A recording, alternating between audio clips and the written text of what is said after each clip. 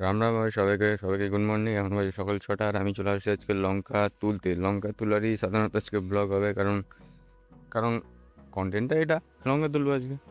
তো ব্যাগ নিয়ে চলে আসছে, ব্যাগ এই যে হাতে আছে। আর এখন বেসিক্যালি আমাদের ওই যে পাশের, দেখিয়েছিলাম একটা ভিডিওতে যে ওখানে একটা জমি আছে আর তার নিচে একটা জমি আছে। তো ওগুলো তো তোলা হয়ে গেছে, আর এখন আছে এই দুটো, এখানে একটা ছোটো জমি আছে আর এই সাইডে একটা জমি আছে। তো এগুলোতে কমসে কম ভালোই দেখা যাচ্ছে লঙ্কা। দেখা যায় একটু তোমাদেরকে দেখছো, এই যে দেখো লঙ্কা কিন্তু ভালোই কম বেশি ধরে আছে। জানি না কতটুকু কী হবে। তো এগুলো এখন তুলতে হবে সাধারণত, যে না তুললে লঙ্কা আসবে না। বলেছে যে আগে গাছ খালি কর, আগে গাছ ফাঁকা কর, তারপর তো লঙ্কা আসবে। তো তার জন্য এগুলো আর কি তুলবো আজকে। আর সাধারণত অনবরত গাছ মরতেই থাকছে, কিছু করার নেই বল।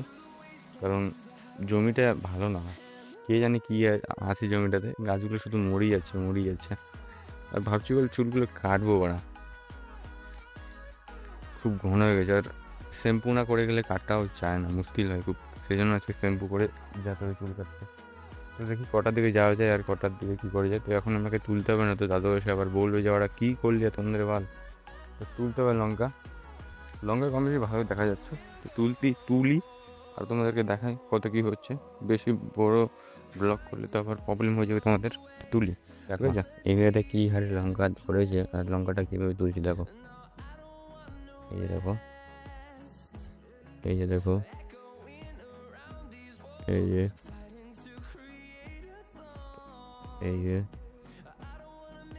এই যে সাইজ দেখেছো পুরো গল্পটা। এভাবে রেখে দিয়ে তারপরে এটা নিয়ে গিয়ে চলতে রহো চলতে রহো চলতে রহো চলতে রহো। এই যে ব্যাগের এক সাইডটা ধরে মুখটা খুলে গিয়ে